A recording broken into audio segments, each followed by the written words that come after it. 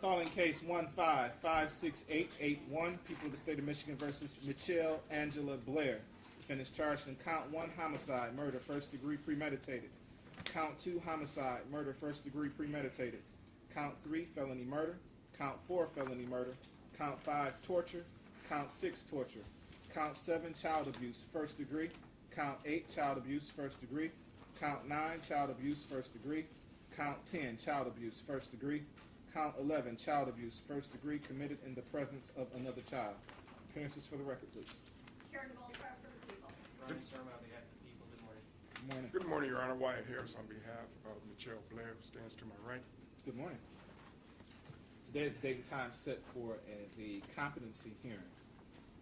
Have all parties had an opportunity to review the report? Yeah, People have. defense has, you're also here. Okay. What's your pleasure? On behalf of defense, we would stipulate to the report from the Forensic Center. I would indicate to the court that I spoke with Dr. Shiner, the independent psychiatrist, on May the 28th. He had indicated to me that he would be sending in a report. It's my understanding the report will be coming in on the 22nd. But as an officer of the court, he's indicated to me that the order to review competency to stand trial, that he says that Ms. Blair is competent. She was competent to waive Miranda, and as far as criminal responsibility, based on his interview with her, he felt that she was criminally responsible. Okay. Ms. Goldfarb?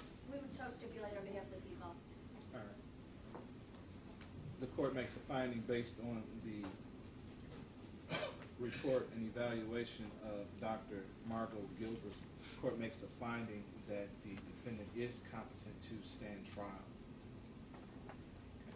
That being the case, Your Honor, is the defense going to withdraw the request for an evaluation of criminal responsibility at this point? We will, Your Honor. okay. So ordered. And if you agree that the defendant is competent to, we would stipulate the defendant is competent to withdraw that request? Yes, Based on sure. the evaluations? Yes. All right. Very well. Okay. Now, I guess it would be necessary for us to set a preliminary examination date. However, after some sidebar discussions, I understand there's some other developments. Yeah, Your Honor, it was my understanding that you were going to have a preliminary examination date today, should those reports come back and indicate that Ms. Blair was competent. I have spoken with Ms. Blair about preliminary examination. She understands her rights to a preliminary examination. However, she wishes to waive her right to this exam and be bound over to the circuit court complaint and warrant before you as an executed waiver. What's your name, ma'am? Mitchelle Blair. Please raise your right hand. You swear or affirm to tell the truth, the whole truth, and nothing but the truth, so help you God? Yes. Thank you, ma'am. You understand you have a statutory right to have a preliminary examination. By waiving the same, you'll be bound over to Wayne County 3rd Circuit Court as you stand charged with the complaint and warrant. Yes. You understand the nature and the purpose of a preliminary examination? Yes. You understand if you were to have one, the prosecution would have to establish that the crimes that you're charged within the complaint and warrant were committed in the city of Detroit, and that there's probable cause to believe you committed them? Yes. Is anyone forcing you to waive your No. right? Has anyone promised you No. anything? Are you doing so freely and voluntarily? Yes. Any objection from the people? People have no objection to the waiver. Court finds the defendant's waiver is made knowingly and voluntarily, freely given. The court will therefore bind the defendant over to Wayne County 3rd Circuit Court, Criminal Division for further proceedings. The arraignment on the information, date, and time will be June 26, 2015 at 9 o'clock a.m. Is there anything else?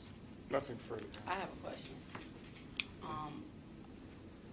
To my understanding, to get a trial is to get to the truth, right? I'm already saying that I did it. I'm freely giving myself and accepting life in prison.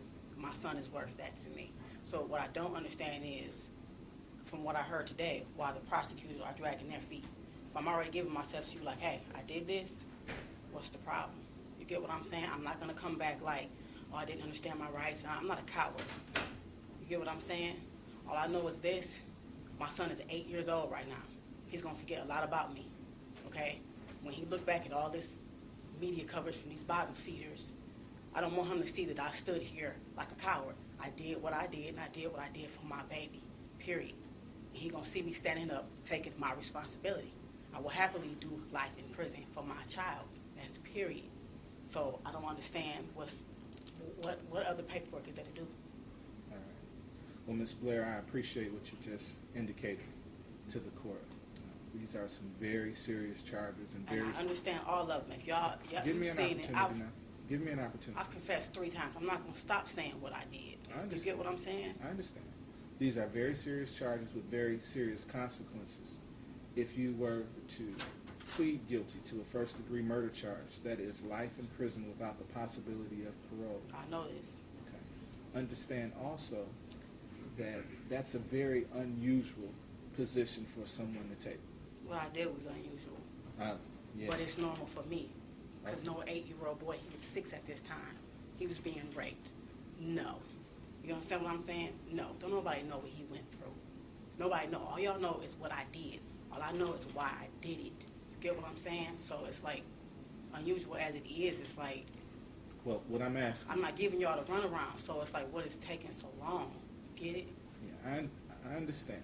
What I'm asking, though, is that your next court date is going to be a week from today. I want you to take that week and think very seriously. And it sounds like you've already have your Yes. mind made up. Yes. But I want you to take that week and to think long and hard about the consequences of pleading guilty to a first-degree murder charge. I'm not going to say that you can't do it. Nobody's I dragging don't their need feet. a week. Listen to me.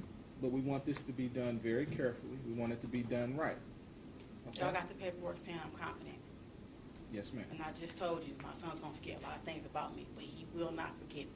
He goes on media websites or whatever, looking back over the years. When he is old enough to understand exactly what I did, I want him to look back. He's gonna know how important he was and still is to me. I'm happily saying life in prison. If you had death penalty, I would take that. I don't care. That's my baby, period. I'm not gonna change my mind. I'm not changing anything. I don't need the week to think about it. It's just what it is. Let me have the parties approach.